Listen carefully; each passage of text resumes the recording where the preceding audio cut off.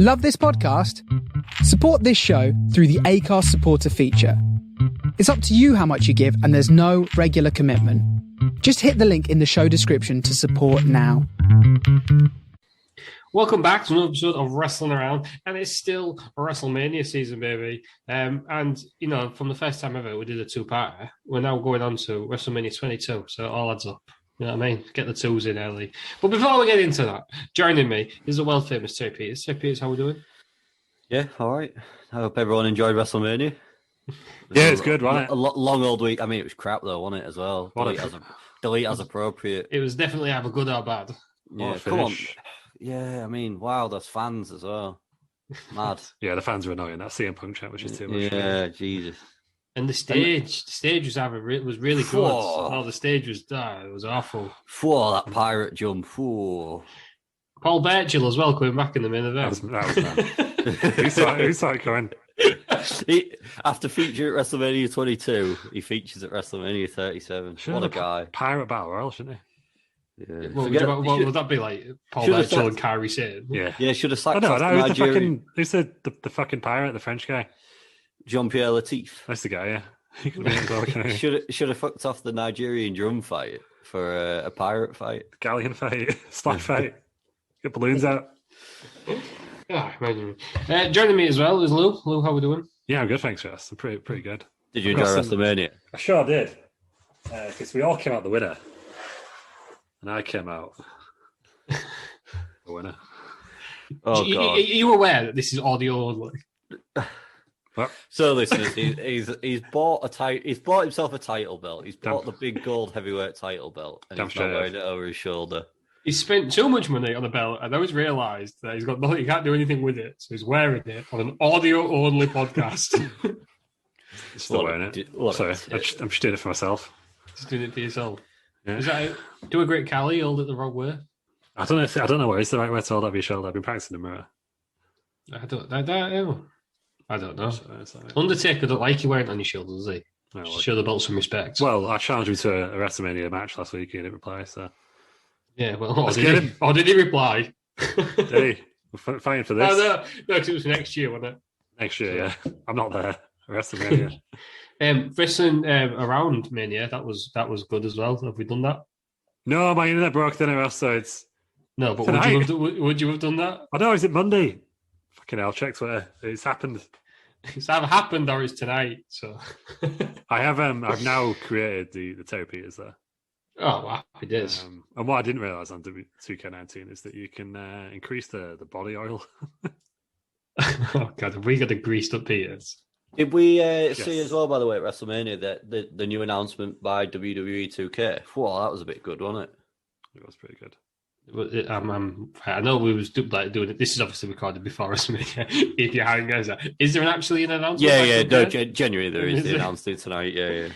Oh, good. Did they? Yeah. There's actually one. Yeah. I was playing along.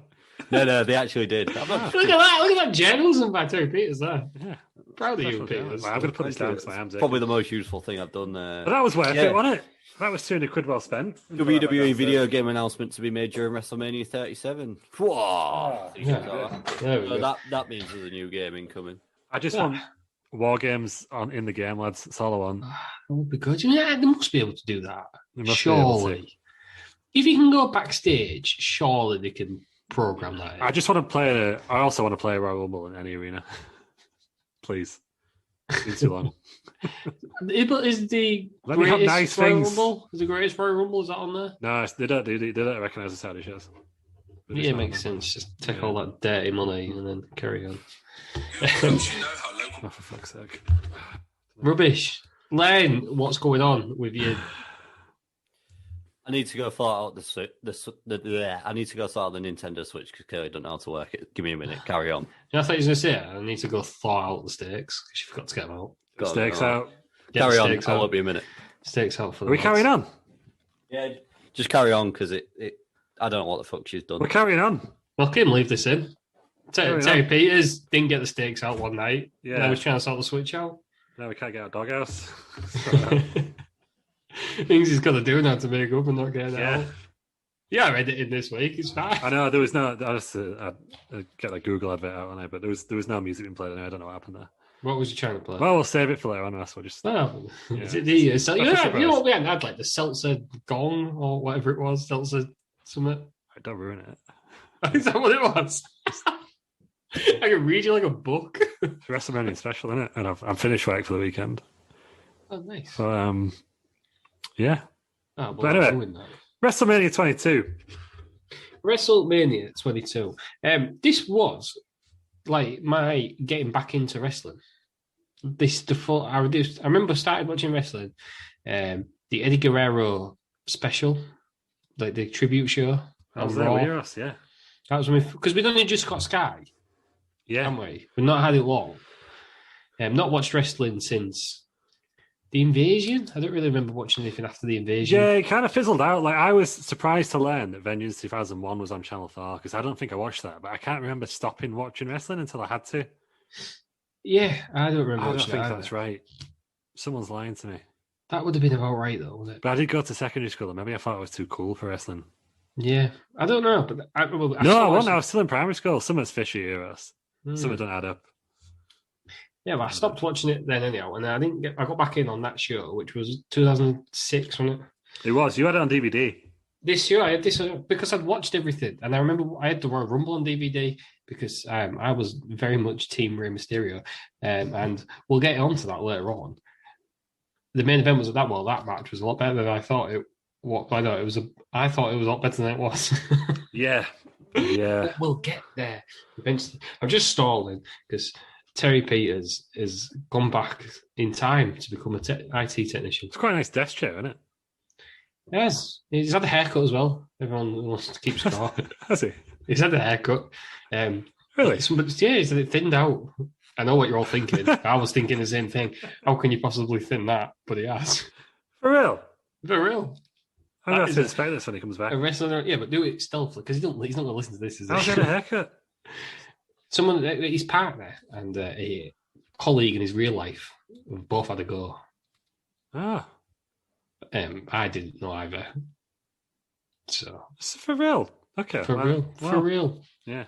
Terry Peters looking fresh. Yeah, he is. Yeah. With his haircut. I mean, he's taking the time.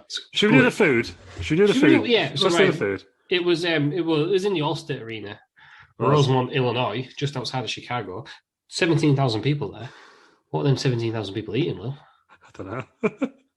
I thought you'd done the film. Well, I can't. I'm sure I've done this before. I couldn't find the menu, but if you go on the website, there's a handy list of restaurants nearby. So we'll go through that. There's Bub City Barbecue. Nice.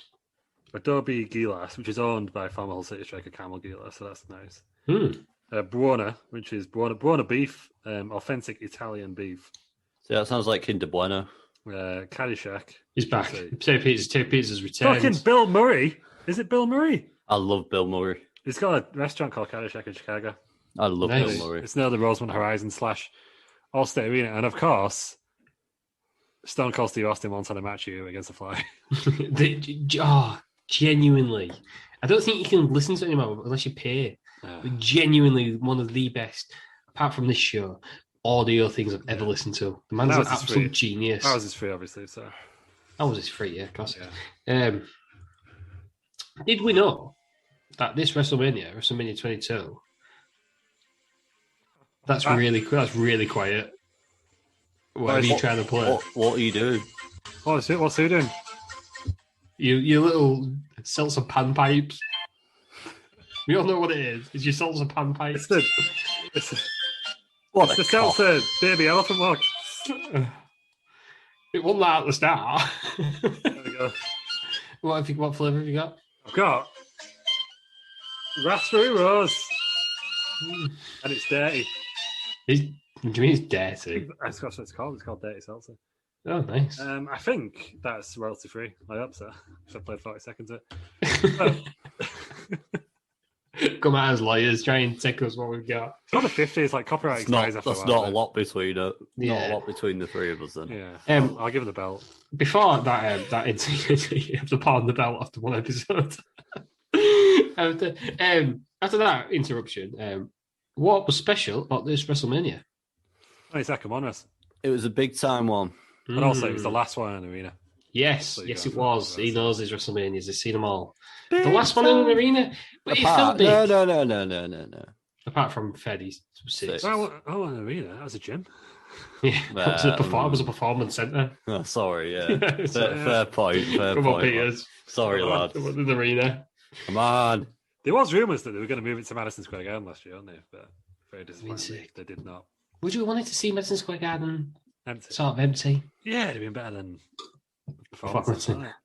Yeah. I wish they'd worked out the like screens, whatever it's called, the dome. Thunderdome. You're speaking to a resident of the Thunderdome. I'm speaking to somebody who's probably got a record for all time. If you watch the SmackDown, I can't remember what day it was now. 2 weeks ago. The thing is, they obviously didn't know how long things were going to last, did they? Because I think they definitely would have done the Thunderdome if they knew how long things were going to take. Last SmackDown in March, whenever that was. I was on the front row the entire time. You were on the front row. He was on the front row. Good. I think, especially WrestleManias like this, crowds just meant so much. Yeah, this crowd was a hot crowd. It's really good. A hot crowd that JR did not like. He was not a fan of the crowd. They didn't use the Bizarro welcome, but that's what it felt like. Yeah, he basically just is like, well, these crowd fucking jags, but we'll get to that in not the main event. The main event of this show. Well, Heyman wasn't there for him to chew out, was he? So. Yeah. It was his first show back in a while as well, wasn't it? Since like October. Yeah. Did he have a Bell's palsy thing? Was that? No, he's got it. There was trying Joey Styles. The 3 man. The thing where he got the surgery and then Vince did a skit where he was like pulling stuff out his ass. Yeah, he was really at his feelings. I think he said in the podcast. Was that this time? Yeah. I mean, Vince has been horrendous to him. No wonder he left. Vince has been horrendous to a lot of people. It's always been alright to me. Yeah, no, to be fair, he's never slagged me off on TV. So. No, he has. You didn't watch SmackDown last week, did you? Yeah. He's like, that's Lew in the front row. At least it's not that jackass Ross. I'd beat Vince McMahon in a fight. Yeah. It's not man. It's like 70. Yeah, exactly. Damn it. Get him from behind with a stick. Yeah, but the tagline for this was big time, and it felt really big time. Big time. It did, because it felt special. When did we cover 21? That Batista match. And I was like, well, this looks a bit shit, doesn't it? Because he just came out. No pyro, no fanfare. Everyone gets a big entrance tonight. Yeah. What I would like to say is that the Shine Down song was better than Peter Gabriel's Big Time. Okay. It was a nice song. It was all right. Do you know what? I remember watching it thinking, I bet Peter's likes this theme. Even though we didn't know each other. Not at the time. Like 2 days ago. I remember saying that, and I was like, well, that's what a strange statement that is, Ross, considering you're like 11 years old and you've not met Peter yet. It was really... I thought you meant at the time, I was like, what? Yeah, because I was just like, who's Terry Peters? Who's Terry Peters? That's what I said. I haven't done the great man. Terry Peters is a massive talent. Yeah, it's true. I've seen Shine Down a couple of times, actually. You little screw up. Yeah, honestly, I've got to screw up. God, don't need to know about that. You've seen them? Were they good? Were they recommended? I enjoyed them. Did they play this song? No, they didn't. I was very disappointed. That sounded like there was going to be a but then. You enjoyed them, but what? But the people I went with didn't. Because they were supporting Iron Maiden and they nicknamed them Shit Down. Shite Down would have been better. It might have been Shite Down, actually. Yeah, that's better. That's better. Yeah, that would... I don't know. You can't win them all, can you? A wind down as in you need to wind down his performance and let Iron Maiden out of the way. That would have been clever. And then my second favourite theme comes at WrestleMania 23. WrestleMania 23. No, that's not when Greenlight by Pitbull was. That was 33. Which one was Florida? That was the best one. That was like all the others. No, then the second best one is By Default. I'm pretty sure it's Florida. With The Memory Will Never Die. Welcome my house. My house. Do you know what? Was that 32? That was ours. 32. Yeah. Maybe that's why I like it so much. Yeah, I remember that. I was on a night out about 2 weeks before going there. It's like, oh my god, this is amazing. And then looking back, I was probably thinking, Jesus, this song's shite if I'm going to Mania. They played it in that Mexican restaurant last night in New York as well, which was nice. Yeah, I enjoyed that. Nice. Maybe they knew. It's like the DJ. It's like the DJ knew. Yeah, maybe he knew. Yeah. Who knows? Anyhow, WrestleMania 22. JR and Jerry Lawler are on commentary for Raw. Michael Cole and Taz for SmackDown, which is a dual-branded pay-per-view. Oh, I've missed out the WrestleMania video package. Oh, my days. Just the same, though, wasn't it? I mean, they're all the same. It's all the history. What I found a bit weird was that when they were doing it, like the Edge and Foley wasn't presented as like a big match. It was quite low on the card, though, wasn't it? Really? The song goes well with the package, I felt, though. Yeah, they just, I mean, we've said it a million times, but WWE just know how to do video packages. They are the best. Do we know what the dark match was?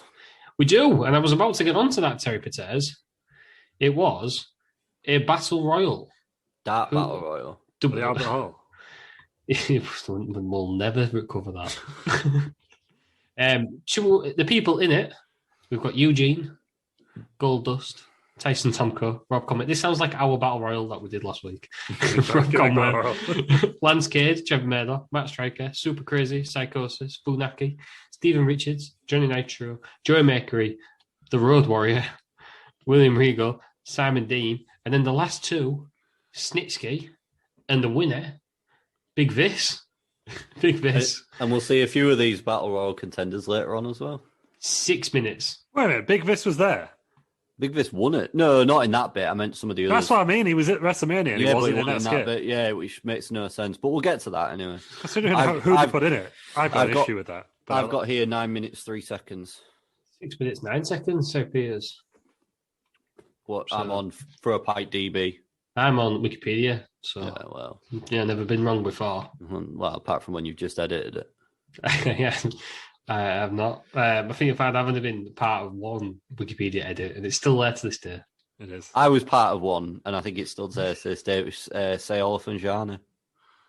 Just he did the full thing. No. I corrected how much Hull City bought him for. Yeah, well, me and Lou together changed David Burns' article. It said David Burns, commonly known as Burnsy. We thought that's not good enough, so we put he's now affectionately known as Burnsy. Still there to this day, I believe. It's still last time I checked, it was still there, and we did this about 10 years ago. I was living at home. It was longer than that was. Oh, yeah. I think I met someone at school. It was a while ago. Yeah, where he is now affectionately known as Burnsy. It's still there. So David Burns, you are welcome. Nobody outside of Humberside understands that. Anyhow, the first match, we've got a World Tag Team Championship match. This is Raw. We've got Carlito and Chris Masters. They'll be challenging Kane and the Big Show. The Masters of Cool. Is that what they were called? The Masters of Cool. Which I think is quite a cool name, to be fair. Yeah, that is. I like that as a name. I hate it. What? What's wrong with Carlito and Chris Masters? Yeah, but it makes sense, doesn't it? Carlito was cool. I'll spit in your face if you weren't cool, which you can't do now because obviously that's illegal. That would have been a great heel gimmick. He comes back, he's spitting at people. No, come on. And then people call it as a gimmick. and then Chris Masters being the masterpiece, Masters of Cool. Yeah. No problem for me. Not for me. Not for the way of it. I felt bad for Carlito because his entrance was just like, oh, here's Carlito, here's Apple. Yeah, he got proper cut off, didn't he? And then Chris Masters comes out and he's just got a fucking glorious bunch of power and he goes on for about 10 minutes. I like Chris Masters, to be fair. He had Cody Rhodes level of power. Have you talked about Michelle Williams, by the way? I didn't put it down. Michelle Williams, I was going to mention her later on, but she does the America the Beautiful. The only reason I think is I said she could have cracked a smile. Yeah, but it's an emotional song. Still could have cracked. Chicago's on. It is weird how they pop like in the middle of the anthem, innit? Can you imagine that? And I've picked up a weird bit of JR commentary as well. God save the Queen. I was like, Queen. What happened with it? But picked up a weird bit of commentary when JR's announcing the announcers. He calls sensational Michael Cole, which is horrendous, and terrific Taz. Terrific Taz. No, he's having a great time when he loves it. And then we go on to the Masters of Cool versus Big Show. Right, I'm up to is that all your admin out the way now, Piers? You got all your admin done? This is years worth of work. This is it. If I was going to use that at the end, this is.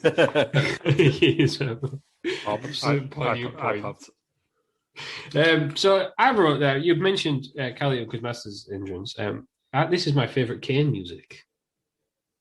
I just like it. Don't know what it is about it. Just like it. Yeah, I don't mind. Do you know what I realised? I love still refs. What? Kane's pyro from the corners. Isn't it great?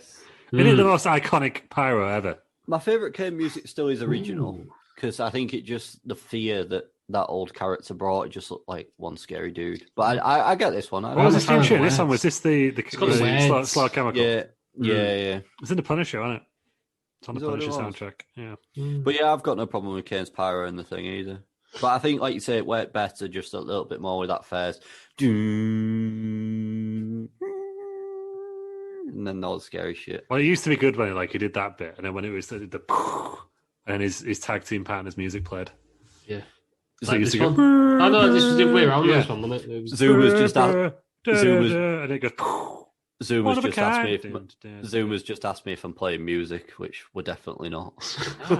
You're not playing the old piano then? No, must be so methodical. Yeah. Oh, beautiful. Yeah, I was. Well, you went to the most iconic pyro ever. The only one I can think of that rivals it, doesn't even rival it, is the Dudley Boys. Yeah, that's good. The only time I was thinking is Shawn Michaels. China's gun. Yeah. China's gun. China's gun. China's gun. Oh, God. I can't really. I'm sure there's another one. I don't think there's any. Randall's as well, where it all fell down when he was walking into the ring was pretty cool. But Kane is just Kane, isn't it? No, it's the Kane. Anyone else gets sat in the corner. It's the Kane pyro still in it. Yeah, I think the closest one you've got is DX. Yeah. Because if you watched that without any wrestlers, you'd know who it was. Yeah. I just love it. Well, Shawn Michaels could be the same as Kurt Angle's got a very similar one, and Edge has got a similar one. Yeah. Brock Lesnar comes out the corners as well. He don't do that anymore. No, he doesn't. He doesn't even jump, does he? That's the best bit. Lashley had that for as well, didn't he? Too much work in it for Brock. Yeah, to be fair, it was great when he came back last night, though, and won that triple threat. Oh, won the triple threat. Which one? Did he make it? It was originally Drew and Bobby, wasn't it? Sasha and Bianca. And he didn't need to go as far as he did, though, did he? Yeah, to throw him all the ring. Yeah. I'll be honest, I've not wrote a lot about this match. Well, before we even get into the match, Kane and Big Show are genuinely one of my favourite tag teams of all time. It makes sense as a tag team, two big lads just causing havoc. Yeah. I'm going for you, Kane. They lost the titles tonight after, didn't they? I was going to say they lost the Spirit Squad. Yeah. The Spirit Squad. They lost these two, so this is what, like, I don't know, £800 because Big Show's his biggest here, isn't he? Yeah. Lost to the Spirit Squad. Shawn Michaels, though, later on, he don't need anyone else. Beats him up on his own. No, I can't remember when he lost now. I'm sure it was shenanigans, obviously. It was basically all five got involved. Yeah. And it was Kane's See No Evil thing. May 19th. Yeah, the May 19th thing. But I remember at Survivor Series, this was Kane and Big Show. Go on, Piers. This was Kane's 9th tag belt. Yeah. 9th reign as tag champ and Big Show's 3rd. But yeah, they lost it to the Spirit Squad, who then held it till... DX? No, Rowdy Roddy and Rick. And who then lost it to Rated RKO, I was there when Rated RKO won that in Manchester in 2006. Oh, nice. Oh, right, cool. Well, it's because I remember watching it and thinking, there's a young Terry Peters. There's Terry Peters. I wonder if he likes that WrestleMania stuff. Yeah. I just saw him in the crowd and I was like, I must do a podcast with that man one day. Yeah. I was in the crowd twice. I was shown on TV twice that night. Yeah, he's a celebrity. Kane and Big Show. I hated the scene of evil because I loved the tag team. And we went to Survivor Series and they turned up on SmackDown. I wasn't expecting it. Now you expect all the time now. But just the pop and this was my favourite period of wrestling, I think. Go back, it's fair. It was still exciting. Yeah, I loved it. 2016 always got the best reviews, did it? But I thought it was a lot of fun. Yeah, I mean, I was 12, but still. This is probably the height of my wrestling watching. What I mean by that is, like, I just really bought into everything they were putting on, apart from the Great Khali. And then 2007, I stopped watching it, and I'm pretty sure that's because of December to Dismember. I think I watched it at the end. I think I watched it until about 2008, 2009. Something like that. I didn't pick it back up till SummerSlam with Lesnar and Undertaker. But genuinely, I remember watching every WrestleMania. I know this is just like off topic as per usual, but I remember watching every WrestleMania. But I don't really know when I started picking it back up again. I reckon 2014, 15-ish. Well, me and Lou, we watched them after, didn't we? Didn't we buy the next one? I think I watched every Mania since this one. I know. I mean, I watched every Mania even when I wasn't watching wrestling. Yeah. Everyone does that. Well, in my you know but you know what I mean. Like, yeah, even my mum and dad watched it. This no, but what I mean, like, what's that on WWE Network? We'll get that. What I mean is, like, password. I think most people, even if they don't watch wrestling, would probably still watch WrestleMania because it's WrestleMania. But I think I picked it back up again probably about 2014-ish, 15, something like that. Yeah. No, I got through this period. I think when I got to uni, 2009, fell out of it a bit. And then I think it was 2015 because I watched WrestleMania and I was like, lads, let's bloody go next year. And I watched everything from that point. Never looked back. I've got a podcast. Well, the network came out. It was easy to follow, wasn't it? That was what was changed. Got the network like the first day it came out in the UK. It was amazing. Yeah, because you could. I got it when it came out in America. Yeah, I mean, no, I didn't.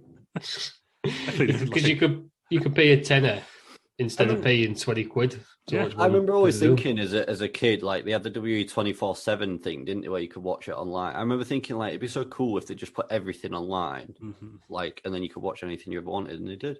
Well, there's apparently he wanted the tape libraries, didn't he, Vince? Because he wanted a TV channel. Like, do you remember the wrestling channel? It was always WWE Network had been rumored, and he even did one.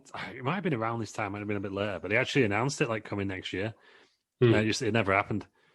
And then for a bit, when Netflix first came out, they kind of put a few WWE videos, the DVDs, like on Netflix for a bit, but then obviously they kind of phased out. I think there's still some on Amazon Prime. I think you can still get some WWE videos on Amazon Prime.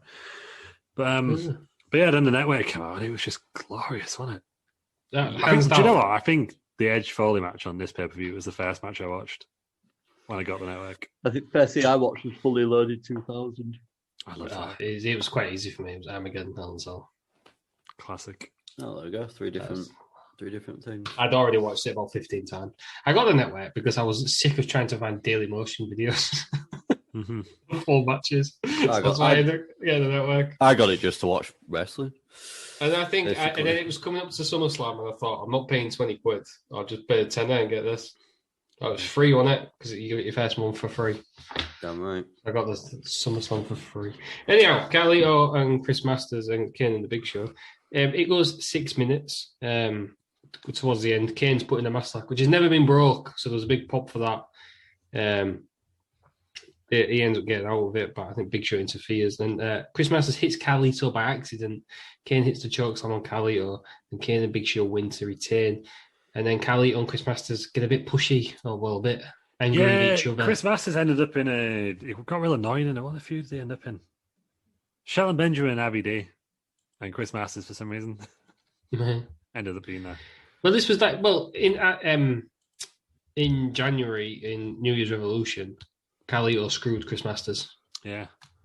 And then he screws him again later on, and then he gets rid of him, doesn't he? And then there's the breakup. Yeah, Chris Masters he didn't last. Well, he was there the next year because Lashley broke his master lock for real, didn't he? As I said, what killed him was when Lashley broke his master lock. I hated Lashley. And the two wellness violations as well. I didn't know. Yeah. Yeah, that is true. The only thing I really picked up about this match was the chops by Big Show. Oh, God. On Masters. Sounded a bit... That's good, make your chest look like corned beef, innit? Yeah. Not as good, though, as Walter, who can break a table with a chop. You sure can. I only won a match with a chop, I imagine. No, but it's out. Everyone's like, yeah, Peter's I watched it. I just realised I ruined it. All right, whatever. What a match with a chop. But was it which match? Because he has had two this weekend. So you don't know. It's fine. It's fine. Don't worry. Yeah. Imagine if he lost one of them. Oh, God, I cried. I don't know. Will Rampage beat Walter? Well, he did lose to Matt and Kirby once. He wrapped himself in bubble wrap, didn't he? So that's the thing. That was his last match in England. I think that was his last match in England before he signed for WWE. Guess it was. Oh God, Lew, enough of Walter. What did we think of this match, Lew? The opening match? It was all right, wasn't it? I remember you. I enjoyed Kane and the Big Show's tag team. They used to like good mates, didn't they? Even after the match, when they won, they were like, come here, lads, let's go and have a pizza. Yeah, it makes sense, doesn't it? Just the two biggest lads just thinking, do you know what? We can actually do a bit of damage here if we get together. Be a tag team. Yeah, I feel bad for Kane having to have that hairstyle for real. Like the half-shaved head. Yeah, deserves his Hall of Fame just for that, really, doesn't he? Yeah. That's commitment. But do you know when he initially took his mask off and he had like the half curly hair? Yeah. He was initially supposed to be bald, but I think it was Bruce Pritchard shaved half his head and thought, oh my God, that's it. So he had to walk around and pick it. I think he picked his kids up from school with his hair like half shaved. Oh my days. Talk about living the gimmick. I might just thought he had a massive forehead. Yeah. I don't know, but a 5-head. 6 head there, isn't it? Hands down, the best insult you can ever throw at anyone. You've got a 5-head. What's his name? So that was 6 minutes. It was the opening match. Tag team champions retain. We didn't get friend of the show, the coach. He's interviewing Shawn Michaels. Sorry, Big Dave gave that 1 3/4. But there, screw him. He don't understand anything. You got some funny ratings on this card. Yeah. Screw him. Coach is interviewing Shawn Michaels. Shawn Michaels saying, Vince, you're not going to get the Shawn Michaels of all these great matches. It's like, you're not going to get a good match. He's going to get ugly. It's good you've already paid for the pay-per-view at this point, isn't it? Yeah, shall we? Yeah, it's going to be shit. It's going to be. We'll get there. It was interesting. We'll then move on to the next match. Then Money in the Bank, second ever Money in the Bank. Salsa time. Turn it off before we get sued again. Me and Terry Peters don't have belts we can give away. Can we buy that to be the theme tune of Wrestling Around, please? And that would it cost? Imagine it was just like a complete blank space and nobody ever copyrighted it. Well, Tony Khan does it all the time, doesn't he? He's always like, I just bought the rights for that. We could do it. Yeah. That'd be a great theme tune, right? Yeah. Yeah. I think we've got the same financial muscles, Tony Khan. Oh, this smells delicious. Ride black cherry hard seltzer. Black cherry. If you recognise the knee dress, it's I'm going for the ones you bought me for Christmas. What? I didn't have a box, then I had to get through a lot to get to these. It was the fourth month. Yeah, I know, but these were like they're in like a special presentation box, and I'd put it away and I'd forgot about it, and then I've got them open again. It had fake grass in it. You do it. I don't mess about. It doesn't fuck about with gift boxes. No, we're going completely off topic here, but Brewdog are doing a staycation special. It's like 48, and it's a mixture of their beer, cider, and seltzer. I'm actually going to cry from happiness. It was right. It may be the best hard seltzer. Oh my God! I've ever had. Better than White Claw. Fucking yeah, it might be. Ooh, better than not friend the show, Mike's, obviously. But Mike's, send us some more. We love you. Mike's hard.co.uk. But if not a sponsor. Is it Mike's Hard or Mike Shard? Yeah, Mike Shard. It could be Mike Shard, can it? That's could be his name. Yeah, maybe he's that'd be good. But yeah, ride if you want to get involved. Yeah. Or if you've got a bet, like a young up and coming seltzer business, let us know. Yeah, I've had a ride and I've had a dirty. Ride and dirty. Okay. That should be our theme tune. You singing Ride and Dirty. Ride and dirty. Don't know the words. Jesus Christ, that's good. Not like Adam Holmes, that. Anyway. Shout out to Adam Holmes. Money in the Bank, as I was rudely interrupted. It's the second ever one. We've got Matt Hardy, Shelton Benjamin, Finlay, RVD, Lashley, and Ric Flair. They're in it. They're the 6 people. Is it fair to say a lot of these people shouldn't be anywhere near a ladder match? On paper, yes, but in practice, no. Get him in. Very good Money in the Bank. Yeah, I thought this was a decent Money in the Bank, to be fair. I was going to say, I was a bit disappointed. I don't think it was as good as the first one. But we got the ladder spot. The mythical one that's only in the video games, the superplex on the top of the ladder. We got it, Ross. What, Ric Flair? 50-year-old Ric Flair. Yeah, on an old Ric Flair.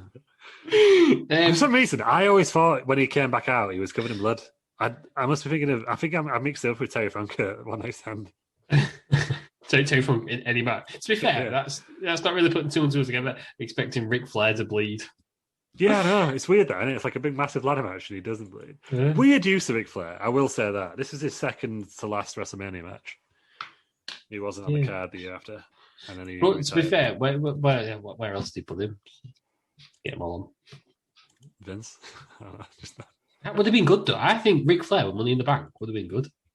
I'd have enjoyed that. One last run. Because wasn't this the time the new Rocky film came out around this time? I don't know. Where he was like 50 odd. Oh, before the Creed films. Yeah, like the last, like the one that was called like Rocky Balboa or whatever. Yeah, that film was crap. I've not seen it, but apparently I remember at the time everyone was like, "Oh, maybe they should give Flair or Hogan like another shot, another run." Was the wrestlers that round this time? That was WrestleMania 25 on it. Mickey Rourke turns up. Supposed to be Nicolas Cage. Imagine that with Nicolas Cage. That would have been awful. Would have been awful. Not the staple gun. Yeah, they wasn't the same, would it? Not the suplex. Somebody should do, that Two-Face app or whatever it's called. Not the DDTs. Someone should do that. The full wrestler, but with Nicolas Cage's face. Just want to see what it's like. It's probably already been done because there's a lot of Nick Cage in random situations on the internet. Yeah, there is. You're looking at right spots. Yeah, they're all in your house as well because I'm pretty sure I got you a card of. Yeah, I do. I've got a lot of Nicolas Cage stuff. You've got a Nicolas Cage cushion, haven't you? I do have a Nicolas Cage cushion. It's probably in the same place as your Gang Olsen shirt, and you Pat Butcher clock. Do you know what? The Pat Butcher clock was not my decision. It was callously thrown out. That's outrageous. Pat Butcher clock, it never worked. But the Nicolas Cage cushion, it's on your bed. No, but it's in the bedroom, and I genuinely get it out at random times when I'm up early in the morning. Because everybody didn't know it. You might have seen it. The sequin cushions where you push them one way and it's a picture, you push them the other way and it's like red. It's that. But it's just Nicolas Cage's face. Literally just his face, not his head. Yeah, just his face on a fleshy background. It's like there's an old school. Well, let's say old school to me. It's Christopher Eccleston, Doctor Who, I think. Oh, is there a Wanamaker?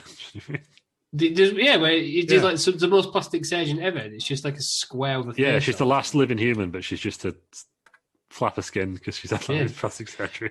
It's a niche reference, guys, but it looks like that. Yeah. And genuinely, sometimes when I get up early in the morning, I get it out and place it in a position where my partner, God bless her, will wake up and see it straight away. Excellent use of the cushion. I'm glad to see it's still going to good use.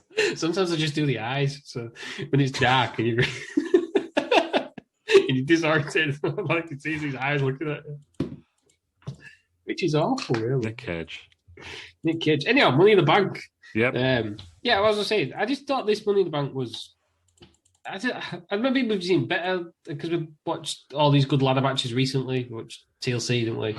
I just think I've seen better ones. And I think there's better ladder matches. Right? Obviously, there's Free Count versus the Young Dragons. Well, that's exactly what I thought of. I don't know. I just thought I just seem to remember other Money in the Bank matches being better. Oh, I thought this was really good. Dave Meltzer thought it was the second best match on the card. Did he? Yeah, I believe. Yeah. Terry will confirm. Yeah. He thought it was the joint best match on the card. What with? Not joint, but with Edge and Foley, I believe. Edge and Foley. That's Edge and Foley. For me, Edge and Foley is miles ahead of this. Weirdly, Vince and Shawn Michaels won Match of the Year in Pro Wrestling Illustrated. It did. I saw that. That's a fact, yeah. I thought it was a good match. What else happened? Yeah, the Ric Flair story all the way through was good. Finley built up Finley, didn't they? They really, really built up Finley. But he was in the world title picture later on in the year. Yeah. Sure I was surprised to learn Shelton did the cool running up the ladder spot as well. Yeah, he did that. I was surprised because at one point there was like that's not the best one though. The best one's in the year before. The best run. Yeah, because that's on the side of a ladder, isn't it? I think. That's like the original one, isn't it? Yeah. No, I thought it was good stuff. We got the classic 2K ladder, and then we got real incisive commentary from Taz, where he just went, Ric Flair, he broke his back or something in the past. And remember the story, but forgot what it is, but he broke it in 1975 in a plane crash. It's changed the way he wrestles. That's why he always lands on one side. So when he pops over, Yeah, that's the thing, doesn't it? Yeah. You also get Shelton Benjamin just appearing out of nowhere and landing on the ladder. Oh, yes, you do cool. get that. Which was cool as fuck. Which was ridiculous. I love that. And you got what was the one that Van Damme did with a Van Damme like off the turnbuckle onto someone who was on a ladder? I can't remember who was on a ladder now. Like the Rolling Thunder thing. But that was one. Yeah, he just dived off it, didn't he, and kicked him, but the chair was there as well. Matt Hardy did a side effect off the ladder. Obviously, he didn't win the match because it's a side effect. And he also did like a leg drop off like the second step. That was rubbish. Classic Hardy. Because is it the next year or the year after he does a leg drop through? Oh, does he do the leg drop through? No, it's Jeff Hardy, does it? Jeff Hardy does it on Edge. Yeah, but Matt Hardy's through the ladder. Come on, Jeff. I don't like this guy. Jump on him. Yeah, through the ladder, wasn't it? And he wastes Edge's undefeated streak. We'll get onto that later. Yeah, they do. No, I thought it was a very good money. And you got to think this Money in the Bank, because it was only the second one, it was all quite new and interesting, wasn't it? First, it's a brand Money in the Bank. Which I like. I do like that. I don't like these. I don't know if they do it now. Do they do it? Is it Interbrand still? Money in the Bank, yeah, it is again now because there's the women's on there, aren't there? Rather than I don't hate when they do that. Some things should be Interbrand. This is one of them. Yeah. I don't know. Like when Flair left, when I remembered watching it back, I thought he was gone for most of the match. He's gone for about 30 seconds.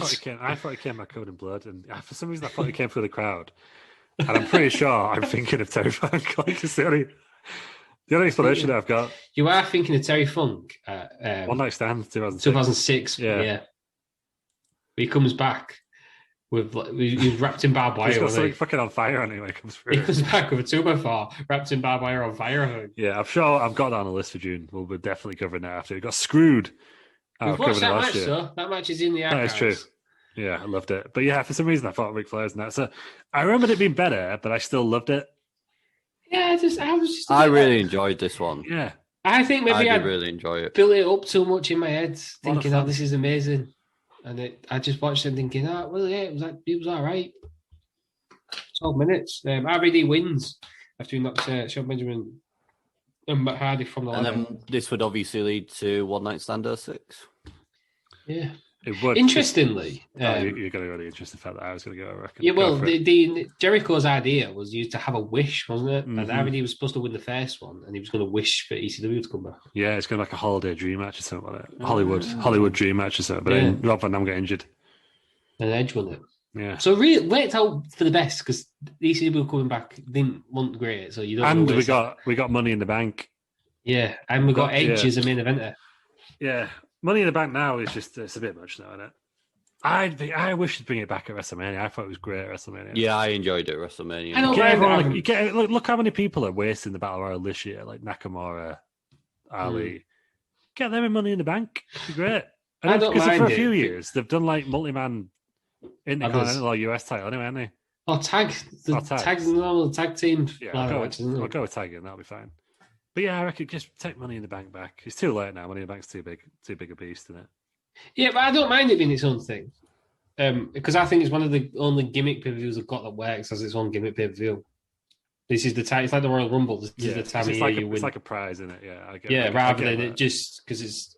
If it was just called ladder match, if it was called, it would have called the pay-per-view Fatal 4-Way, so they may well call a pay-per-view 6-man ladder match. Sure did. Just because, it's June, so we better have 6 people in a ladder match. Yeah.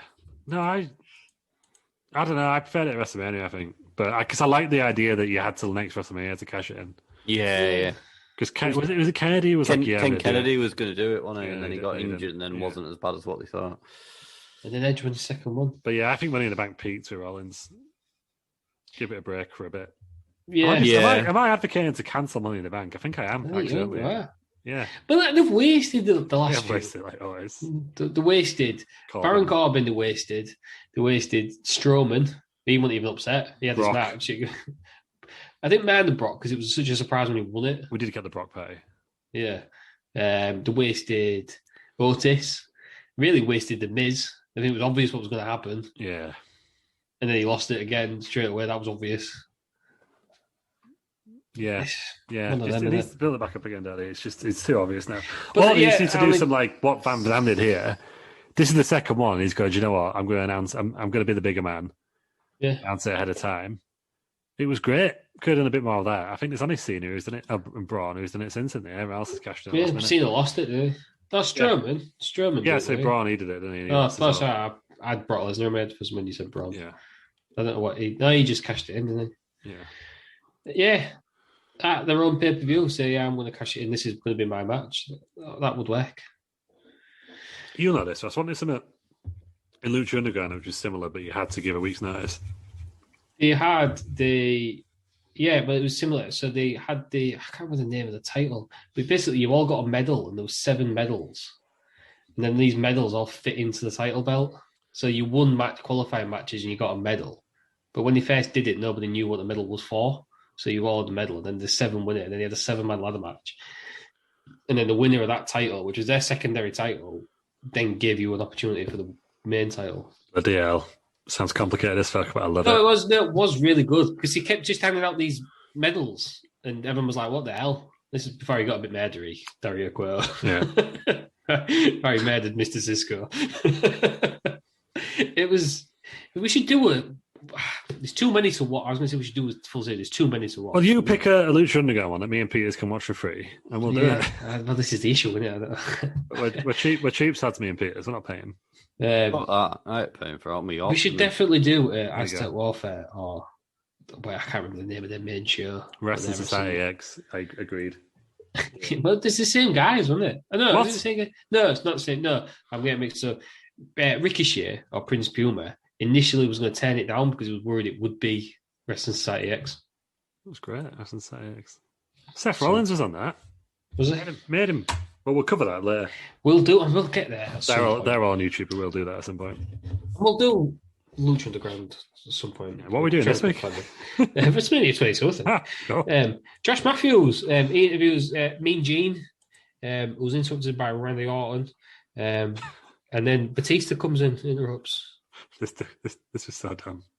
I don't know. I don't know if Mean Gene was meant to say what he was saying, but he just walked off and shut her in. And Randy Orton genuinely looked off, like, what's going on there? That's just Mean Gene, isn't it? That's what he does. Just like once. You don't embarrass Mean Gene. No, his mustache is crooked. No, one crooked ass. It was perfect shape tonight. He's having a great time. Did he go in the Hall of Fame or was he just there for it? No, he's in the Hall of Fame. He's in the Hall of Fame. He went in there that time, that night, didn't he? Yeah. Batista's obviously injured. He had to give up his title. Randy Orton, I told you, mate, just thought he was absolute scum. How dare he screw Rey Mysterio out of that title? I'm getting upset now, and I've still never forgive Chavo. Yeah, bloody Chavo. Anyhow, speaking of Hall of Fame, Chavo. Kerwin White. It's just ridiculous to say. We get the Hall of Fame inductees, but not Bret Hart. Was he inducted this year? He was, but he felt uncomfortable being there. Why? Because it's Bret Hart. It's a little bit salty, wasn't it? And also, I think because, we'll get why go in then? Why go in? He's saltier than Jurgen Klopp, isn't he? I know, but right, if he was going in, I'd have said, look, Bret. No, right, do you know what this is? This is just wait a minute. Audio podcast in it. I was just doing a little. Yeah, you was doing. Yeah. little bunts. I've just thought of this right now, and I'm going to upset the internet. This is example of why the screw job was the correct decision. Oh God! Because right, Bret Hart gave his word that he would lose it the next night. Right? Yeah. Bret Hart goes in for the money. I imagine in the contract it says you have to turn up at WrestleMania as well and do a walkout, and he's like, Yeah, I will. Goes in the Hall of Fame, and then instead of losing it the next night, he sacks it off. Yeah, just what he wants, doesn't he? So Vince was right. Vince screwed him. Well, it was a bit weird. Like, why? Vince should have done the Hall of Fame. He should have opened the curtains. And, oh shit, it's WrestleMania. Yeah, just trick Bret Hart to think it's a different day. Screw Bret Hart twice. I guess from from Bret Hart's point of view, he was like, "Oh, let's let bygones be bygones," and Vince is like, "Yeah, we'll do that. We'll put you in the Hall of Fame, but also, I'm going to run a full storyline based on me screwing you. You know, that traumatic incident you don't want to talk about. Going to do a full storyline about it on the same show. Get over it. Playing devil's advocate. He came back eventually. I know. Get over it. It would have been nice to see Bret, wouldn't it? Would have been. If he's that bothered, don't go in. He's in now. I know. Anyway, he's been back. That's what I think. Anyhow, the other people, it's not all about him. Gene Okerlund, he's in it. Sensational Sherry, Tony Atlas, Van Gagne, William the Refrigerator Perry, the Blackjacks, and then Vicky and Chavo accepting on behalf of Eddie. Maybe that's why Brett didn't want to go in. He didn't want to overshadow Eddie's induction. I don't think he would have. Yeah, because normally the last person that comes out, the music plays, doesn't it? Yeah. But you'd have had like Eddie coming out, Eddie, well, his family coming out, and everyone like Eddie, and then you went, and then he would have to come out in his Bret gear, and I'm like, Bret, you bastard, you just ruined a beautiful moment. You could have gone in first. No, you got to do it first. Don't you? He didn't have to come out last. Yeah, that's a good thing. So they're the Hall of Fame inductees. You'd love it with a word. I like that part. Yeah, it's quite nice, isn't it? It's quite a nice, humbling little thing. I like when Goldberg came out. Sting. Although I do feel as though the Hall of Fame has lost its credibility a little bit. Hillbilly Jim ruined the Hall of Fame. Why has it lost its credibility, Peters? Well, just anyone's fucking in there these days. Aren't they just any basically. Who's anyone? Right, name and share. Okay. I was surprised to get the collar shake because I thought, what are we doing the podcast again? It's like, God damn, I saw you in the front row of Thunderdome. Okay, well, I'll start with Great Khali because he's only been inducted to increase Indian. Well, I have some Indian friends. They love the Great Khali. When I went over there, they went, "Can you?" Oh my world champion! He's like a 3-4 time world champion. Yeah, not having it. Brutus the Barber Beefcake's in there. Brutus the Barber Beefcake is a joke now. But at the time, it was the Booty Man. Ross has always been a joke, but but it was at one point. He was the second one. I think you've got to see, like, so if the Hall of Fame was like a proper Hall of Fame, everyone good would be in there. But the Hall of Fame is also like an event, so you've got to have it like a card. Like, in the words of says 2021 inductee Eric Bischoff. Wrestling's like a buffet. I'll raise you two of your favourite people at the Hall of Fame that you went to see. Double J.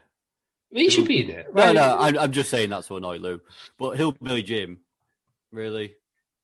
His speech was shit. But you've just named people you've never watched. If you've done well as a mid-carder and you go into the Hall of Fame halfway through the Hall of Fame show, then I think that's like fair enough. Because it's like the Brooklyn Brawler's in there, and like, yeah, he lost every match, but he was still good at losing every match. You know what I mean? Like, I don't know. It's like, for me, it's like they're always like a bona fide headliner most years, I think, at the top spot. And one year is like Kevin Nash on it, which is weird. It's all right. My boy Coco's in there, so it's fine. Could be weird. I don't see your issue. I mean, people kicked off with Tori Wilson when she went in, but she probably deserved to go in, I think. Yeah, and everyone liked it, didn't they, at the time? Yeah. But I think if you just see it as like I don't like the fact, I don't think they do it as much now where it's like, we need to have one woman. I think it's more even now. Yeah. But yeah, it's like, you've got your headline guy, top guy, then you've got your kind of your tag team, you've got your mid-cards and stuff. And it gives them an extra pop for the boys. It must have been weird this year. This year was a strange way of doing it. We might cover that in the actual 37. We might have already covered it. Yeah. What was the point of doing a Thunderdome? Just have like a banquet like they used to do back in these, because these were in small hotels on here this time. This was when you used to go suit and boot. It wasn't until like 24, I think, that they started doing arenas. So some people need to get that message now. If you go in, just buy a wrestling chair. You have to go on the tux. What? I thought you liked my tux. Oh, was there a guy in red tux near us? Yeah, it was me. It was Boss Man. It was me. There was Peter and his Margarita. No, it's a different show. That was Raw. The Marga Peters. Raw SmackDown was SmackDown. That was SmackDown, wasn't it? No, we didn't go to SmackDown when Peters was there because SmackDown was on. It was after WrestleMania. It was, yeah. He tripped up that guy and nearly killed him. Tripped up that poor German fella. Oh, to be fair to him, he probably deserves to be tripped up. Not because he was German. I did. Thank God. God. Because he thought the letter O meant that was seat number 0. And told us we was in the wrong seat. You trying to move Tom halfway through NXT. It ain't happening, pal. No. Because Tom told him where to go.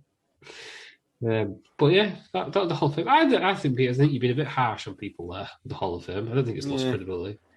These people were around for a long time. I think they deserve to go in. Yeah, I've been around for a long time. I was pleased we saw Snoop Dogg. You've done nothing noteworthy in that time, Dave Peters. Me and Randy Hogan. It's not happened yet. Yeah, I mean, at some point. some point. The rest around Mania. It will happen. It will do, but yeah, your thanks. I don't know whose fault it was. Sky or BT. So I'm messing up for 2 weeks, but my internet's back now.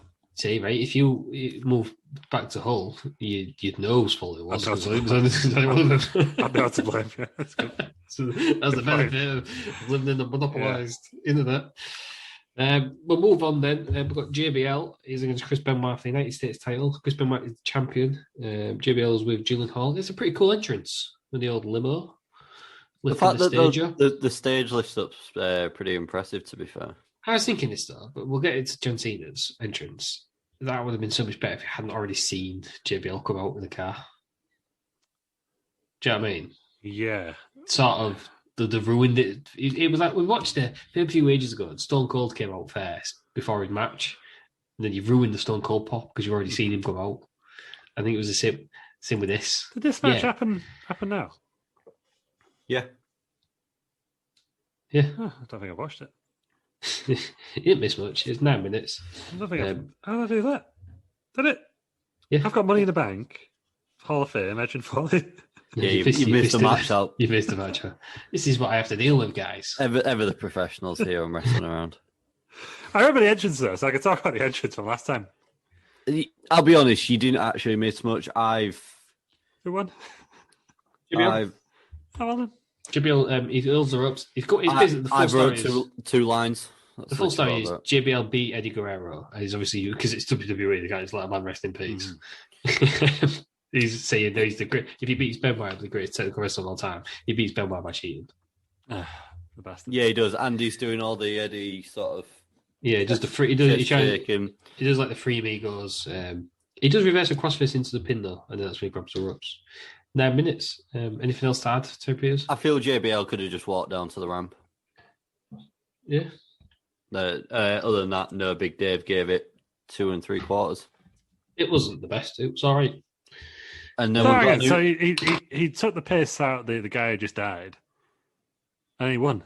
And beat Benoit to become the new US champ. And then beat his mate. Yeah. Oh, for fuck's sake. Okay, cool.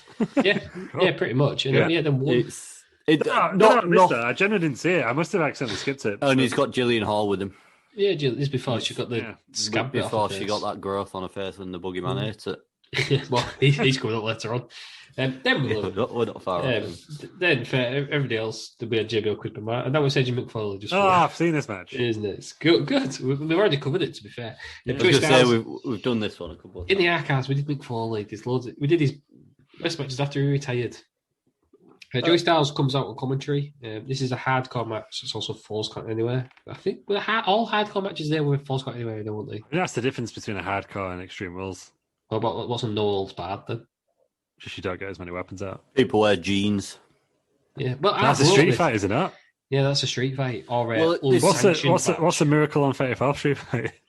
What's an unsanctioned match? What's a Halloween trick or treat fight? Unsanctioned is there's no rules and there's no one can sue like WWE if they get properly injured. That's the way they go about it. And the referee wears black. And the referee wears black, apparently. I wrote, you mentioned jeans. I wrote here Edge in different attire. He's wearing jeans, and I liked it. Hardcore attire. Yeah, it's good. He wears it again at One Night Stand, doesn't he? Yeah, it's like hardcore because it's not a wrestling match, is it? So why would you be in wrestling gear? And Foley's not wearing a bright flannel shirt either. He's wearing dark to show off his moody hardcore side. Is it? Yeah. Are you meaning the blue one or the red one? The blue one. I can't remember. Well, the blue one's is wearing that. Yeah, that's what I'm saying. Covering the barbed wire. Yeah, I know. But that's what I'm saying. It's showing off his moody, dark, hardcore side. I feel like rather than his uplifting red side. I feel like you're doing a bit of GCSE literature there. You know, where you're looking for stuff that's not really there. That's why Joey Styles says it, Russ. Does he? One of them does. One of them references him not wearing red. Joey Styles does. But he shows it. He says it because he's not wearing his red tonight, and then it cuts to Foley, and you can obviously see the red flannel line underneath. Kevin Dunn, sorry out. Kevin Dunn. Yeah, well, he's wearing the barbed wire. We've all seen it. Edge goes for the spear. He's wearing the barbed wire. Edge's shoulder gets messed up pretty quick. Yeah, which is it's kind of good because it was hard to work out what had happened. I guess if you're in a live crowd, you'd be like, "What the fuck happened there?" Yeah, because you can't even see the barbed wire at first, and there's like tons of it right around his actual sternum, isn't it? Imagine just because he does bumps wrapped in barbed wire. Yeah, The man's a freak. What's better then? Foley in barbed wire or Bret Hart wearing the suit of armor or whatever he was wearing? Well, obviously, I'm going to have to say Bret Hart in his ridiculous suit of armor because WCW. Foley. So you thought Bret Hart Goldberg was better than this match? Well, they're both times. The body armor, you're still getting hit by. If you're wearing a suit of armor and you get hit by a truck, you're still going to go flying. Yeah. Similarly, if you wrap yourself in barbed wire and you get hit by a truck, you're still going to go flying. So surely obviously it hurts your opponent more, but surely you would still be hurt the same. Yeah, it's like your suplex bars. Yeah, it is. It's also like logic. When they put a chair on top of somebody and then elbow drop the chair. You're elbow dropping a chair. Yeah, but I guess it hurts more if you got the. It's wrestling. Let's not overthink it. Yeah, but yeah, it just. But yeah, no, yeah. I like that spot. I tell you what, I didn't notice it last time. I don't think I wrote it down last time. Edge just randomly throws Foley on the steel ramp. Oh, hell of a thud. And put that the hair whip. The old hip toss into the steps as well. Yeah. Foley knees and stuff don't work. Foley is just a madman. Yeah. Oh, imagine if he got that match with Dean Ambrose. That would have been. That's what we wanted. Off the chain. Well, he was ruled out when he couldn't do it because of it. And you know what? Good. Well done. No, I didn't mean Foley. I'm doing AEW actually. I didn't mean Foley and Dean Ambrose. I meant that sort of thing when we were meant to see that with Brock Lesnar and Dean Ambrose. Well, that was never going to happen, was it? No, Brock, should have happened. It would have been good. See, well, did anybody actually think he was going to use a chainsaw? No, but I thought he was going to come out with a truck of weapons that he spent a week collecting. We literally saw him walk off with on Monday night. And he just comes out and he's on his own. And then there's a few chairs. Where's the weapons? Yeah. Rubbish match, that. Yeah, it was. Worst WrestleMania match of all time. Oh, was it? No, but it's the most disappointing. Yeah, it is. Yeah, it is. There's a pile driver that was banned on it. I've got to say fair play to Lita as well. Yeah, Soccer with barbed wire. Yep. Yeah, she was actually bleeding. You actually felt sorry for her, which you're not meant to do. But maybe I'm going to be accused of being all politically correct / simping. But why is everyone having a go at Lita going, oh, she's a hoe? Edge is like, oh, what a lad. They did the same thing. It's just how it works, isn't it? Unfortunately. Do you know what? You said that, but you're like Edge, what a lad. Me? No, Lew. Oh. No, I'm just saying, that's why everyone's liking it, and then it's like, oh, Lita, no. She can't be doing that. It just doesn't make any sense to me. Why does Edge get away scot-free? I don't know. Why did Matt Hardy get fired? Yeah. that is the worst. To be fair, Matt Hardy on Bite This when that happens is incredible. Yeah. A lot wrong with that storyline. But no, it's just weird how they give her that character for the rest of her full-time run. The way she retired was horrendous. Yeah. I've never actually seen it. We might cover it this year because it's 15 years, isn't it? But yeah, it's horrendous. Considering what they did to Trish, the send-off Trish got, and then what they did to Lita. Yeah. Didn't Lita just get sent packing with loads of pants everywhere or something? JTG licking her pants or something? Yeah, so Lita, I think she lost, and then Crime Time came out and sold off all her underwear or something. That was it. Why not? That was it. Because why wouldn't you do that? Yeah. That was it. What else happened in this match then? There's thumbtacks, Costa is. There's Mr. Soccer and barbed wire. They definitely wanted that table to be set on fire as well, didn't they? Yeah, well, Foley speared through a burning table, which is nuts. And then it was pointed out to me, Edge basically jumps headfirst into a big thing of fire. I've never realised that before. And he's shirtless. Yeah. He got really badly burnt, didn't he? Burnt his eyebrows. He's clearly in shock, isn't he, as he's going off. At the end, he's all shaking like a shitting dog, isn't he? Yeah, even the pin is just like, wow. But yeah. Yeah. Is it my favourite wrestling match of all time, this? I think you've said it is. I think I've said it is. I'm going to say, I was having this conversation with somebody earlier. If just going to the Desert Island Grap style thing, this would be on my DVD, I think. Yeah, I'm going to be. If we ever do a best our favourite ever matches, this we're going to pick this one out. I think we need to do. I think we need to do that episode because I was going to suggest favourite ever matches. Well, we can do that. We'll do a favourites one. We'll do favourite ever matches, favourite wrestlers, favourite tag teams, favourite moments. We'll do all that. Basically, that's the Christmas special, isn't it? Because we've done our Star is did that in one. Yeah. Should have split that into two.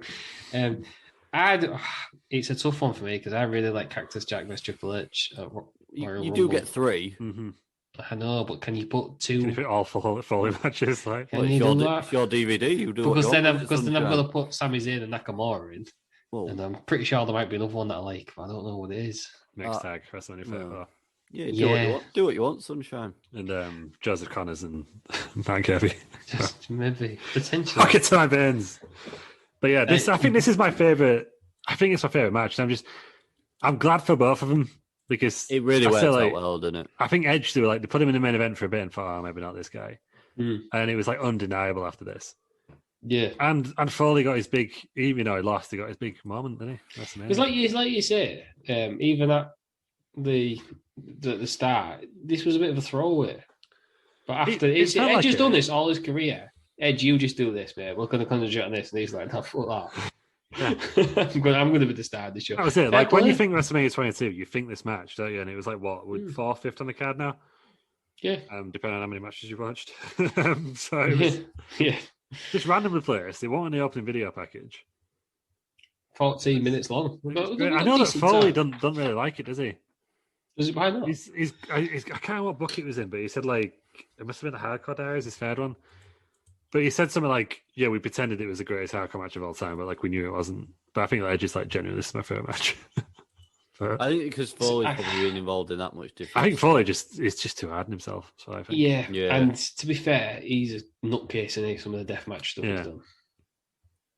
Is it the greatest hardcore match of all time? It's got to be up there. WWE's hardcore match. I imagine there's some other one in ECW or that was the FMW in Japan, the one that's mental.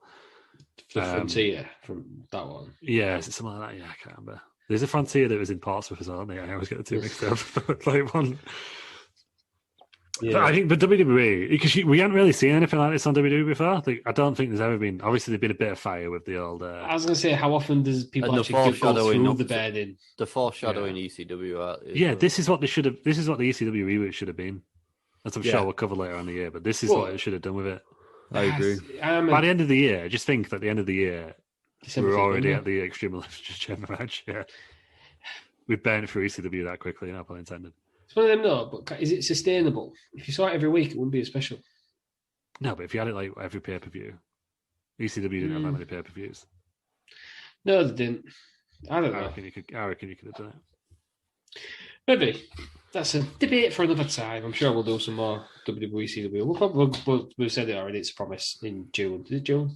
Yeah, it's 15 years in it, so we're going to cover a lot of 2006, I think. So we'll do One Night Stand. Because we did do one that's only fair. Yeah, it's only fair because this one actually did win the poll, legit. So it's good that we're doing it. You didn't win the poll. You cheated. This is the start of you cheating the polls. No, outrageous. Peter's done it twice. Peters did legitimate cheating on the polls. It was this poll. Stop the goddamn count. not that mad about it. But Donald Trump was watching it. He was like, "Oh, hang on a minute." It did happen before. Yeah, we know he listens. Stop the count. Moving on, then we've got. You alluded to it earlier on in the show. We've got Booker T and Sharmell backstage. Booker claims he's not a freak. Sharmell says, "Why do I always get these weird situations?" Love this. He then sees Paul Burchill, who's obviously a pirate. We get Ted DiBiase. This is my favourite moment. Eugene. Can we discuss why is Paul Burchill just like? Do you know what? It's WrestleMania. I've not got anything to do. I'm just going to stand on top of his box and practice my sword fighting. Well, he's on the plank of wood, isn't he? What the fuck's he doing? I mean, let's be honest. What the fuck's anyone doing in this? All wrestlers, all times, when there's a wrestling show, they're in the gear doing stuff backstage. Yeah, it's just messing with a sword. He's just walking. It's like you know, those like old video games where you walk past the character and you're just doing like the same action repeatedly until you interact with him. Yeah, he was like that, wasn't he? Like, but do you think he was there all night? If the cameras weren't there, because all wrestlers at all shows do stuff. Let's be honest, he got his WrestleMania payout for doing that, so fair play. So yeah, fair play. This Paul Burchill's greatest WrestleMania moment. To be fair, as well, up until 37, obviously, where he came in the main event on the power show. Oh no, it wasn't. It wasn't in the. And beat Harrison. I was going to say it was in the Battle Royal, but it wasn't. My so you say literally was doing that all day. Yeah. My favourite moment in this was Ted DiBiase and Eugene. Well, I think this is a bit harsh on Ted DiBiase. I was going to say the same thing. I was going to say this is a bit very harsh on Ted DiBiase. Especially when Big Vis, who I believe was the world's largest love machine at this time. Yeah, Big Vis. And then, so you're putting a guy as a pirate, practicing software as well. Ted DiBiase, he's just got a lot of money. And then you get Snitsky, who's genuinely licking Mae Young's feet. And in between the old toes. I hope he got paid a lot for this. And then what happened? Isn't there something happens at the end? He'll get Goldust in the dress. Which makes sense because he was tag team partners, weren't they? Yeah. The thing is, though, you expect that from Goldust. Should have been dressed as a lumberjack as a call, actually. Really. It's just my favourite of this, like say, is Ted DiBiase, just because he kicks the ball away from Eugene and just does that laugh, and then goes, "Hey, Buck, want to earn $1,000?" I just think it's a bit harsh.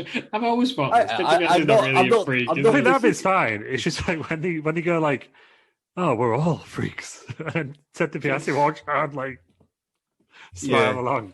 Like, I do think it's harsh on Ted DiBiase, but I thought his segment, to be fair, was brilliant. I miss these WrestleMania skits. They always used to do them, didn't they? They did. They did. It was always like random celebrities and just random. They always like used to have a party. Like I think obviously, what was weird about this skit was there was no Ron Simmons. I don't think he was. He wasn't doing it at this point, was he? No, that's how early it was. I think he came out later in the year and started doing it. I was going to say because he definitely just come out.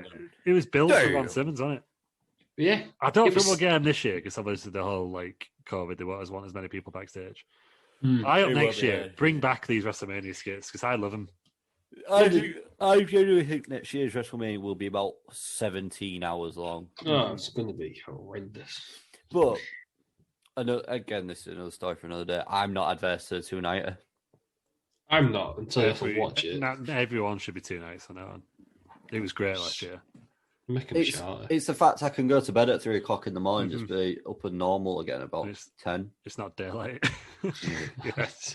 It was 2 years ago that we were in the sports bar, as I've recorded, watching 35. And I just remember us like literally dropping you off at your parents' house, or dropping you off at your parents' house. And it was like 25. Lou lives with his parents, and Lou was there. For the record, just for those. Lou lives with his parents. It was a typical. He's bought a £200 belt. Of course, he still lives with his parents. What a virgin! just for those listening, I live in Leeds. We were watching it in Hull. I was merely staying at my parents' house. Yeah. Lou lives with his parents. Pass it on. There's no trains running between Hull and Leeds at 4 a.m. It wasn't even 4 a.m. Is that right, Lou? Yeah, I probably could have got 5 o'clock, wasn't it? I probably could have got the train back your way, but and then I dropped you off at your parents' house where you live. That's what I was doing. The thing for me, Peter, and then I dropped Ross off at his grown-up house. The thing for me, Peter, was we drove back and there was people going to work. I'm just going to leave that in. And we was going to work and there was... Oh, yeah, there was people like getting their morning coffee. And then there's you and me just like, just like, because it's just so tired. Literally can't even see. Yeah. I'm on driving. No, so I like the 2 night one. I like the fact that one's on a Saturday as well. Yeah. I love it on Saturday. The only problem is now takeovers on a Thursday. But yeah. I just hope the travel package is like worked out better because of it. You get a full week, don't you? It's back to 1 night again next week at the moment. I think it will. As it stands. But I hope it goes to 2 because I think it's really good. I hope it goes 2, but I think they'll go back to 1. Yeah. Surely, if it goes to 2, they'll get double the money. They'll sell it out twice. No. Yeah. Why not? They don't really sell out as often as you think. Yeah, but surely they get double the money because they can charge everyone twice. Yeah. I still think most tickets are on the travel packages. Yeah, just put it up because you get another show. No, they've put it up enough. Don't tell them to put it up again, fuck off, Ross. How much did we pay for New Orleans? It's like nearly twice as much as Dallas, like 2 years before. Like, Christ. Yeah, but we've got Hillbilly Jim. I mean, Molly Holly never left the stage. Fucking hell. Keep it down. Like, shut up, Ross. I want to go WrestleMania 39. Put it up, put the prices up. Are we going to they're not going to give us Hall of Fame tickets on a Tuesday. I think Christ knows what it's going to look like next year. God. To be fair, I'd rather watch what happens next year and then go the year after. We'll get NXT on the Tuesday now, won't we?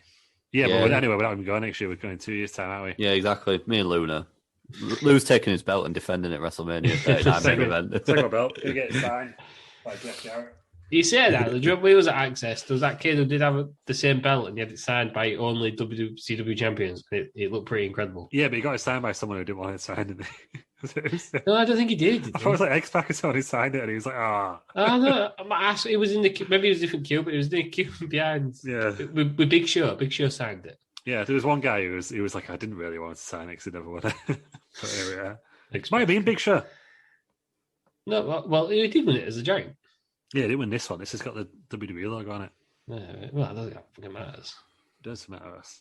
The WCW one's flatter. It doesn't fit on your shoulder as much. That's why I got it. Right, okay. Anyhow, we'll move on. Todd Grisham. Remember him? Todd Grisham, the Zone's boxing commentator now. Yeah. How can I just say? The Zone, I know you're listening. Your coverage of boxing's horrendous. Get rid of these stupid American commentators. Are you saying they should disown him? Yeah. Ruined it. They ruin every boxing match they commentate on. Todd Grisham's all right. It's the bloody clowns you get as the. I've heard that he's not good. Todd Grisham is not. He's not. Is he Andy Clark? No, he's not. I don't know who that is. Just the Sky guy. No. Anyhow, Todd Grisham. He's with. I've just wrote here. Todd Grisham with 2 women and some Snickers. I think that's. Yeah, a lot of Snickers. One of them had like 6 and one had 5. They had unlimited Snickers. Hang on, was this before? Is that good or bad? Was this before the Booker T match? Yeah. Oh God. Yeah, they won a competition. They got WrestleMania tickets and unlimited Snickers. I don't know if it was all night or all year. Do you know what? I like a Snickers, but you gotta be doing more than 5. I won't want to be eating a 6 in a night though. Would you? I think Snickers is a bollocks chocolate bar. Do you? Yeah. I don't mind the Snickers. What's like, usual Snickers? A Mars bar is a Milky Way that's trying too hard. And a Snickers is trying even harder.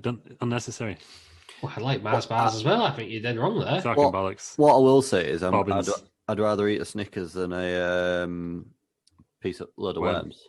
Yeah, a load of worms. Yeah. Well, we'll get there in a minute because first we've got Joe Theismann and Michelle Williams there in the crowd. Yeah, Joe Theismann. Celebrities. He does the thing. He's a football player, isn't he? Commentator? Yeah. Commentator, I believe. Yeah. They've got bigger celebrities now. They've got Bad Bunny. Now. Yeah. Well, you should or should not. I don't give a shit. If it's hip hop hop. And they've got Logan Paul. Mr. T was in a frigging match. Making him WWE champion was a step too far, I thought, but they've done it now. We'll see how it goes. It's like people get upset. He's won the 24/7. That's what someone says. Like David Arquette. He's not. He gives a shit about 24/7. Yeah, well, I said like David. I remember someone like, 24/7 is just a joke title now. Like, no, it started as a joke title. That's the point of it. Like, I think Titus O'Neil's the original champion. It lasted about 10 seconds. Titus O'Neil, he did a good job hosting WrestleMania. Yeah. The other guy. 2 years ago. He was there as well. Yeah. Anyway, it was good when Titus O'Neil just chinned him. Knocked him out. Do you know what? Titus O'Neil is the loveliest man in the world. He probably wouldn't, even though he deserves it. Recipient of the Warrior Award. Such a nice man. Such a nice man. Yeah, and good friends with Dave Bautista, friend of the show. Yeah, there we go. It's just a shame he fell over. People only remember him for 2 things. One, for falling over. No, because Titus O'Neil, would you remember him otherwise? Yeah, because he grabbed Vince. Yeah, so that's a better memory than grabbing Vince and getting suspended, isn't that? Genuinely, that was like the reason why I started doing Titus. Yeah. Do you know what? I enjoyed Titus One Wade. Yeah, it's great. I like it genuinely was a lot of fun. Does it crunching the numbers? Yeah, I like the Bruce crunching the numbers. Yeah, no, I actually genuinely thought that gimmick was quite entertaining. I wanted to go places. Has Dana Brooke done anything since? No. Yeah, she had a tag team, Mandy Rose. Yeah, well, she won the tag team titles on WrestleMania night too. Don't even get me started because I'm upset that Sonya Deville and Mania as well. Big Sonya Deville fan. We know. She's extremely talented. She's a good assistant to the GM. Watch it. She should be GM. It's a job title. Anyhow, Booker T and Sharmell, they're going against the Boogeyman. In a handicap match. Yeah. I never realised it's a handicap match. No, I'm sure on the Backyard DVD Ross, this is a one-on-one match. It's because, I'm pretty sure it's because it's announced at Saturday Night's main event. Yeah. Because they're supposed to have the match at Saturday Night's main event, and Booker T is feigning an injury, and then he's like dancing down the thing, and Teddy Long sees him. He's like, I'll tell you what, player, for that, you're going one-on-one with The Undertaker. You're going one-on-one with the Boogeyman. Undertaker's like, I've got a match for it. It's like, fine, fucking Boogeyman, whatever. You think he said, right, you've got a tag team match, and then because he can't help himself, so he just has to have 2 people on the team. Yeah. Teddy Long. This is take long version. Somebody being in a tag team match and going 1-on-1. When did Mini Boogeyman come in? Later on. So that was later when it was fragment with. Bloody hell, Hornswoggle wasn't even here, was he, at this point? No. Jesus Christ, this is early. This is early. Yeah. Basically, Booker T was feigning injuries to get on the match. The Boogeyman, I think this was one of his first matches. Yeah, he was Booker T's mate, wasn't he? Do you know how he originally got into wrestling? He lied about his age, didn't he? Yes, he did. He was 40. He said there was 30. The cutoff was 35. Mr. Charles, right? And now he's a legend. Is he on a Legends contract? He's on a Legends contract. This is Charles Wright. I thought Charles Wright was fucking Godfather. Yeah, he is. What's the fucking Boogeyman's name? I want to say it's Marty Wright. Marty Wright, that's it. Marty Jones. Martin Wright. Marty Jones. Martin Wright, that's it. That's where Charles Wright's come from. Yeah. He's a bit unlucky, really, because he's had a lot of injuries, hasn't he? Every time he seems to get going, he's had an injury. Yeah, I think he was really unlucky because he couldn't wrestle. Yeah, well, and he had no teeth. I feel bad for him because apparently he was never meant to eat worms, but he was just doing a skit where he popped up from like a platter, and it was they put worms in it to make it a little more disgusting. And as a joke, he thought, I'll put one in my mouth, just to kind of end the scene. And Vince was like, God damn it, that was brilliant. And then they ended up just buying worms for him. And that's how it became like a worm gimmick rather than, he was meant to be more serious, apparently. More like a modern day Papa Shango. But he ate a worm and that was his fate sealed. He, before this match, he tore his bicep at a house show. That's why it was so short. And he still won because Booker was putting his mate over. I believe he still wrestles for Booker T's promotion, didn't he? He was working apparently in 2018 as an aerobics instructor in Denver, Colorado. He did a very similar gimmick on the Indies, like the Nightcrawler or something. Yeah, makes sense. And you can still get his entrance in the WWE games to this day. And he was a post DLC superstar in 2K Battlegrounds. I don't think he needs to wrestle well. No, he doesn't. It could have been cool if he was like a Papa Shango, not like main event upper mid carder, but he was entertaining for what he was, and it's a character you remember to this day, isn't it? See, for me, Peter's going to disagree. Hall of Fame worthy. Hall of Fame Boogeyman. No, absolutely. You can't get the Boogeyman in the fucking Hall of Fame. I think you can. You weren't there long enough. No way. You weren't there long enough. He's a character everyone knows, though. No, gimmick. Right, his gimmick battle royal worthy. Please bring that back.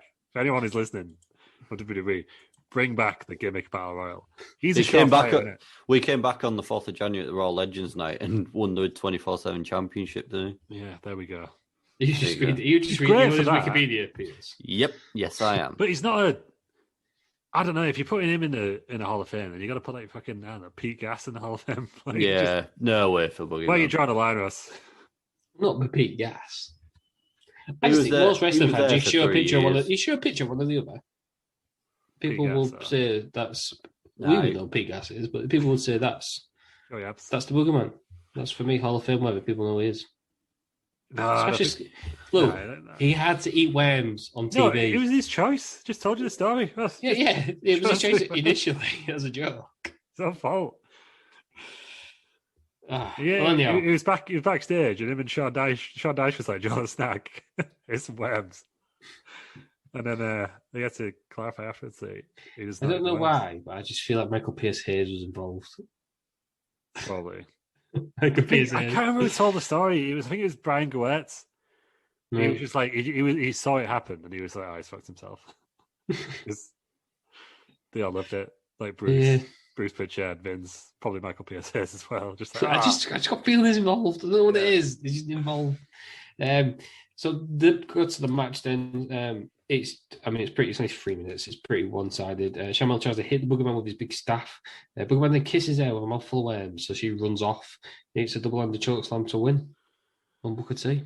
That was it, 3 minutes. Yeah, I never realised it was a handicap match, but I guess I didn't. That was it. Big Dave gave this -1. Oh, David. It was all about, it's not a match, it's an angle. It was an angle. And he was injured. He had a bicep injury. It was. I wasn't offended by it because it didn't go on long enough to be offended by it. He had a bicep injury, and he still managed to pick up Booker T. I was offended by one thing, which I'll pick up in the next match because it links over from here. What is it? No, set up is the state of the ring canvas in the next match from all the worms. Is it sort of another WCW cake scenario? Well, there's just like all the the slime marks on the car on the thing. They change like after every match now, don't they? Not that hard to change it, is it? Fucking WrestleMania to make your ring mat look nice again. Because they might look good, didn't they? What did you? I guess there's no point in bringing it up at any time. A point we'll bring it up now. What do you think of the WrestleMania set? The whole setup. All right, for an arena, because they're hard to do arenas, aren't they? Yeah. I like the buildings. What I found weird was like the banners. You know where the wrestlers are on the set? Yeah, I didn't mind that. Actually. I liked it, but then why was Hulk Hogan on there? Just because, I think. I know he was technically part of the roster, wasn't he? But that was just random. Yeah.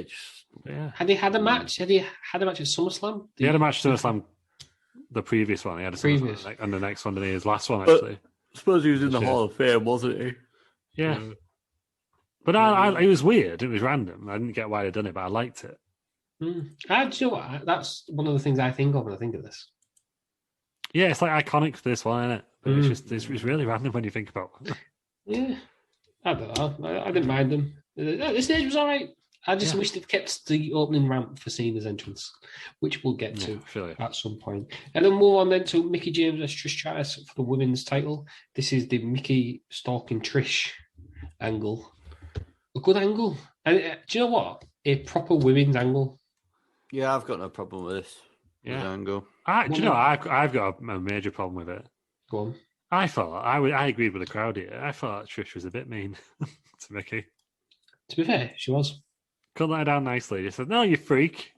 Yeah, no Go reason. away. To pick because she was mates with Ashley. Yeah, you have more than one friend, Trish. That was a bit weird. I don't remember. No, unless you're Natalia, you're not allowed more than one friend. I don't remember Trish being friends with Ashley. That's how it started. So Ashley and Trish were like a... Yeah, I know it did, because it showed you in the video package, didn't it? But I just don't remember that ever being a thing. And then it wasn't really... Because I think Mickie James' first match was with Ashley. Right. I mean, these two were complete cut above everybody else in the roster. And then this is before she gets called Piggy James as well. Yeah, they were, because no offense to I really liked Ashley. I think I mentioned it before, and obviously rest in peace. But the year after it was Ashley versus Melina in a women's title on it. So this was like an anomaly. Because Mickie James was a wrestler. Ashley was a model. Yeah, she was a model, wasn't she? Yeah, but this was like an anomaly in this time, wasn't it? The year after this, we also got Donald versus Vince. So. Yeah. Well, right then. He has tainted it with his actions since, but I love that match. Yeah, it was What's Melina going on here with his actions since. You make it sound like he just had a minor misdemeanor.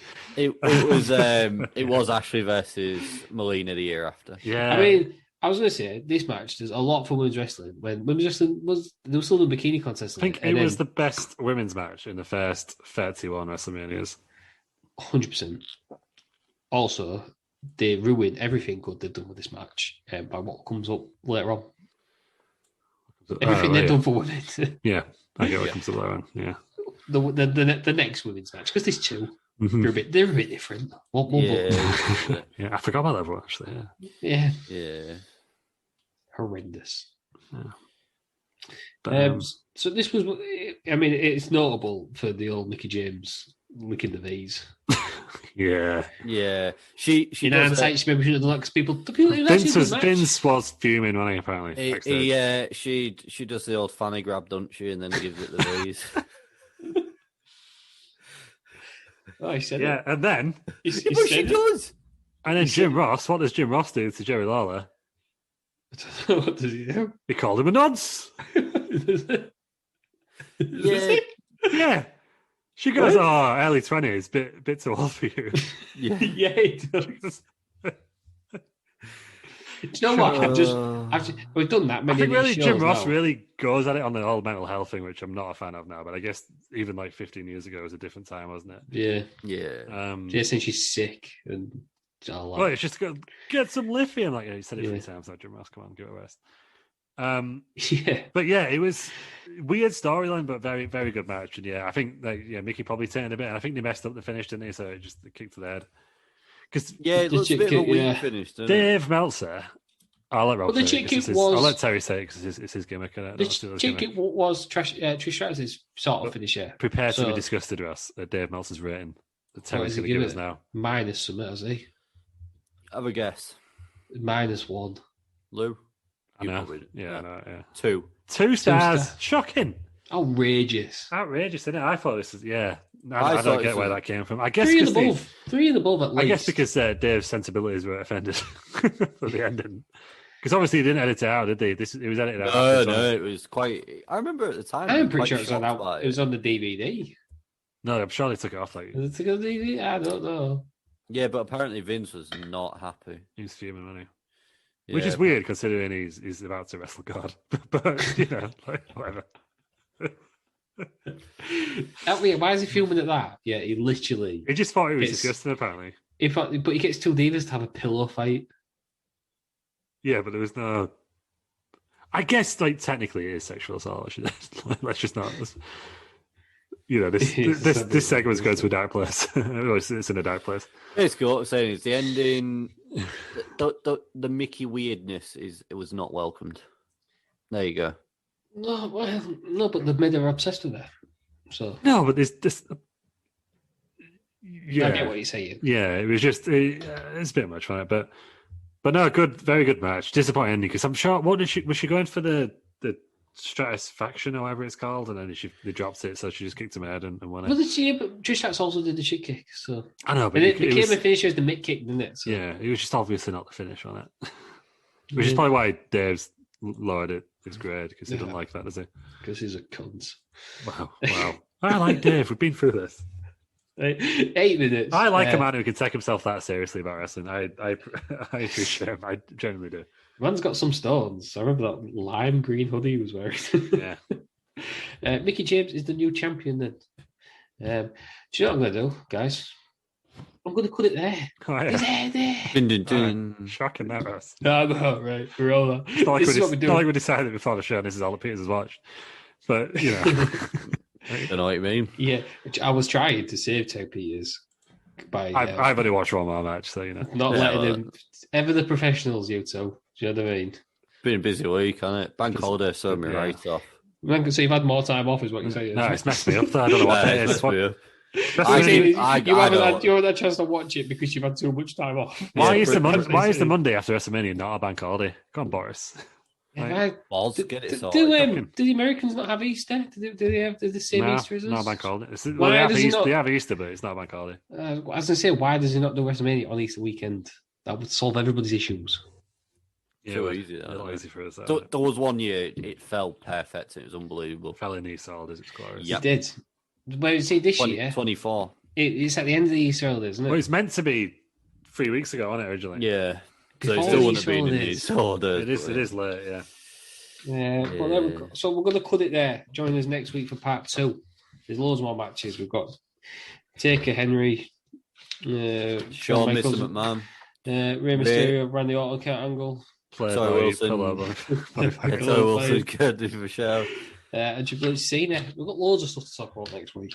But to stop these shows literally going for 5, they're probably longer than the actual shows, aren't they? These ones. Yeah, I mean that Boogeyman conversation was significantly longer than the Boogeyman match. Yeah, it was. Do you know what? It's not as bad as last week where they give it Battle Royal went off about an hour. We were genuinely talking about giving it Battle Royal for half an hour. It's the best match. Bring it back. Bring back the gimmick Battle Royal. Bring back the gimmick Battle Royal. A good 10 times longer than the actual match. Well, 10 times better? No, because the gimmick Battle Royal was incredible. 5 stars. Yeah, that is it. So we're going to leave it, cut it there for now. We've already done all the WrestleManias, and yes, if you haven't listened to them yet, we've got WrestleMania review out both nights, 2 out separately. There's going to be it's a Wednesday. There's going to be a stream. You might have missed Wrestling Around Mania. You'll probably do it again if you ask him nicely enough. I will, because now I watch the first one. Just do it every week. It's so much. Just do it every week. I'll do it again. Yeah, that's on Twitch. Terry Patez, you can find him on Bell Nation. You can. He's everywhere. Bell Nation everywhere. If you Google Bell Nation, do you come up? Yeah, I do.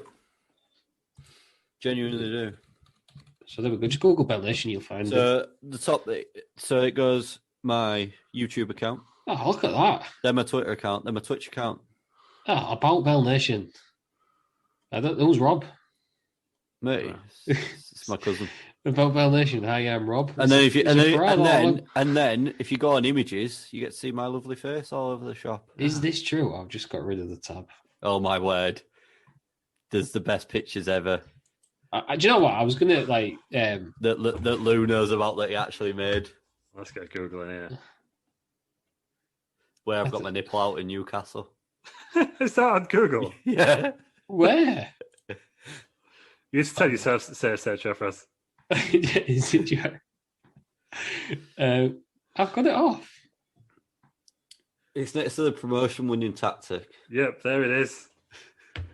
So, if you want to see Terry's nips, Google Bell Nation, save search off. Why?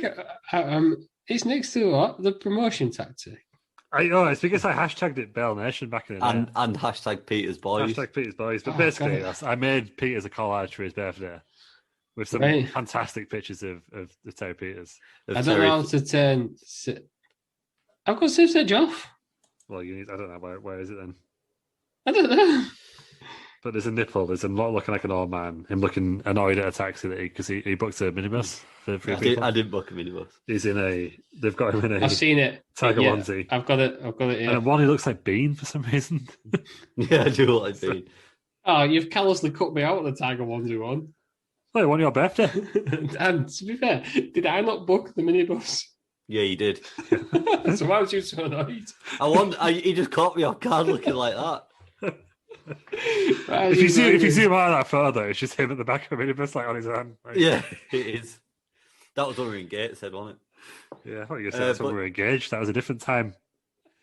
Oh God! So join that with Terry. Goes everyone Google Bell Nation. Please do. If you go on videos, there's all sorts of shit. On related images, though, our podcast comes up, so you know. Does it? Yeah. Oh, there you go. Then. It's all connected. Oh, there we go.